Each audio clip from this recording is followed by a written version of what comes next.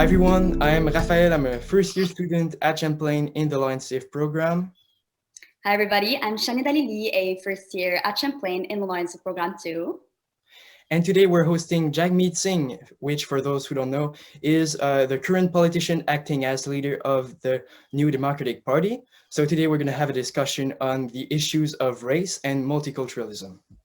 So thank you for being here, giving us this opportunity. It's been really great and we're so excited to hear about you. My pleasure. Raphaël and I are part of the multicultural crew of Champlain. So we truly believe in the importance of having a unified community that embraces diversity and open-mindedness. Hence why we organize such meetings to raise awareness on modern day racism in our society and promulgate our values of multiculturalism within our learning environment. So now that we have established our main topics for today, let's move on to the first question. Good.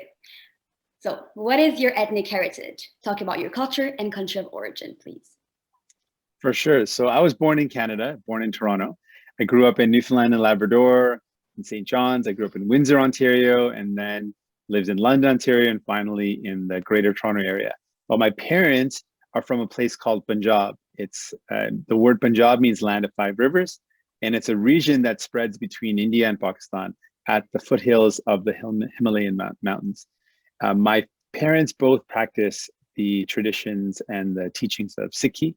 And as such, my mom taught me what it means to be a Sikh. And one of the foundational values of being a Sikh is this idea that we're all connected. That if we see someone around us struggling or going through pain or feeling difficulties, that we should also feel those difficulties and feel like it's happening to us. And so if we help that person, we're not only helping that person, we're also helping ourselves because we're connected. We are all one. And so that really makes up the foundation of my beliefs and something that my mom taught me. And Punjabi is the language that I first learned how to speak. And it is a language that people speak from Punjab. Great answer. Now to transfer into our second question, we wanted to ask you, what is your earliest memory of becoming aware of racism in Canada? So I didn't really remember any racism when I was in kindergarten or even in grade 1, grade 2, not so much. It was really, for some reason, when I was in grade 3, I started growing my hair long, that I started getting made fun of. People would say that my skin color was dirty, that I wasn't washing, that's why it was brown.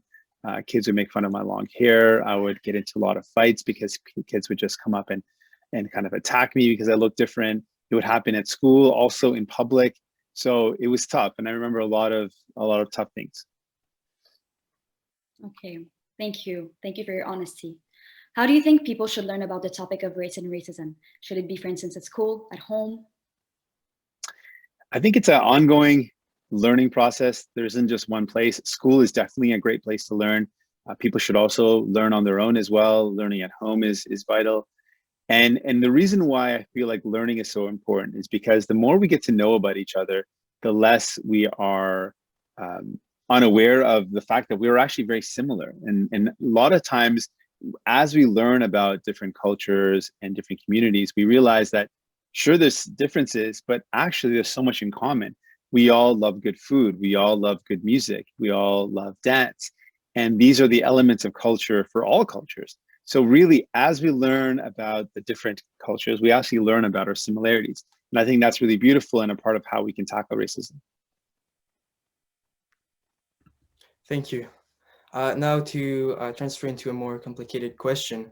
Some people criticize the issue of tokenism, in which for the purpose of diversity, people are selected to fill a position only because of their racial difference. Now, do you think that helps or harms the cause of multiculturalism, and why? Well, I would say a couple of things. Representation does matter. So if we see people that look like us reflected in jobs, in positions of power, it is very important. Seeing more women is a way to inspire more young women to get into politics or to get into positions of power. So it is important to see representation, but it's not enough just to have the position. We also need to create the structures that are welcoming to all people, whether it's based on someone's race or their values or their spirituality or their gender. We need to make sure that we're creating open and inclusive spaces that welcome people. I feel like we're better off as a society when everyone feels like they can contribute. And I feel like not only should we have positions that allow people to be represented, but we also want to create a system that is welcoming and free from barriers for all people. Great. Is there anything, no matter how small, that you're committed to doing to end racism? Certainly, I think that there's a lot that we can do. There is the first step, which we touched on, education. I think the more we get to know about each other, the less we are afraid. And I feel like one of the foundations of racism is based on ignorance or not knowing about other people. And then when we don't know, we fill in the blanks with things that are maybe scary or things that are less positive. And one of the earliest fears that we have as humans is the fear of the unknown. And so when you're a kid, you don't want to go into a place where the lights are turned off because it's scary because you don't know what's there, even if it's a place that you've been before. So that's really very similar to the way we think, even as adults, that when we don't know, sometimes we can have negative thoughts or be afraid. So the more we know about each other, the better. Secondly, there's things that we can do on a system-wide. And one of those things I think is so important is tackling inequality. I feel like inequality helps build divisions. When we have people that are struggling to find a place to call home, struggling to pay the bills, when they can't get by in life, it is easier for people then to be divided, to start to be manipulated, to start blaming people who've come new to Canada as the reason why they can't find a job. So the more we tackle inequality, the less there will be divisions, or the ability to create divisions and to use those to flame hatred or racism. So tackling inequalities, I think, is vital, and more awareness and education. Thank you for all your great answers. Now we're going to transfer into our second segment, which is questions from students. And the first question is from Roxane Hounou, which is another member of the multicultural crew from Champlain, which first took on the initiative of preparing this interview. So we're asking this question for her. Is there enough diversity in Canada's political domain? No, there's certainly not enough. First off, there's not enough women. I think that's one of the biggest problems, that we have a population, like all populations, where it is at least half women, and they do not make up anywhere near that number in politics. In all levels, we need to improve that. And I feel like this is where it's not enough to just say it. We actually have to actively do something about it. So as leader, I'm trying to recruit more women as candidates and in ridings that are winnable. We also have to acknowledge that if we create barriers in the workplace, it's going to discourage women.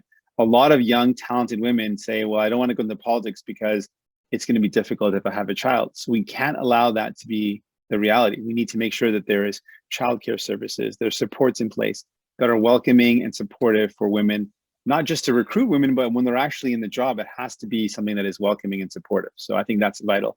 I think that in terms of the demographics of our country, we have a lot of racialized people that make up our country, a lot of people living with disabilities, a lot of people who are LGBTQ. They need to be represented in our politics. Indigenous communities need to be represented. So we are, as a country, certainly not doing a good enough job of making sure enough people that represent the whole country are reflected in politics. Great answer. Honestly, I loved it. Thank you once again. Now, another question. Do you believe your skin color or your ethnicity has influenced the way people perceive your party? Well, I would say it's influenced the way people perceive me, and then I think it'll naturally affect the way they perceive things around me. And a couple of things that happen to people that are racialized, it also applies to women as well, is three things I would say. First off, people will say you don't look like the person for the job, and they'll focus on your look. So because of the color of your skin or the way you look, the first barrier is people just don't assume that you could be a national leader or the prime minister. And that applies, like I said, for people who are racialized, but also applies to women as well. Often women are told they don't look like they're the right fit for the job. So that's one. Secondly, often credentials. So if someone is an older white male, people won't think twice about their credentials. But as soon as someone is racialized or a woman, they'll say, well, are you even qualified for the job? And so that always comes into question. So I got that a lot as well.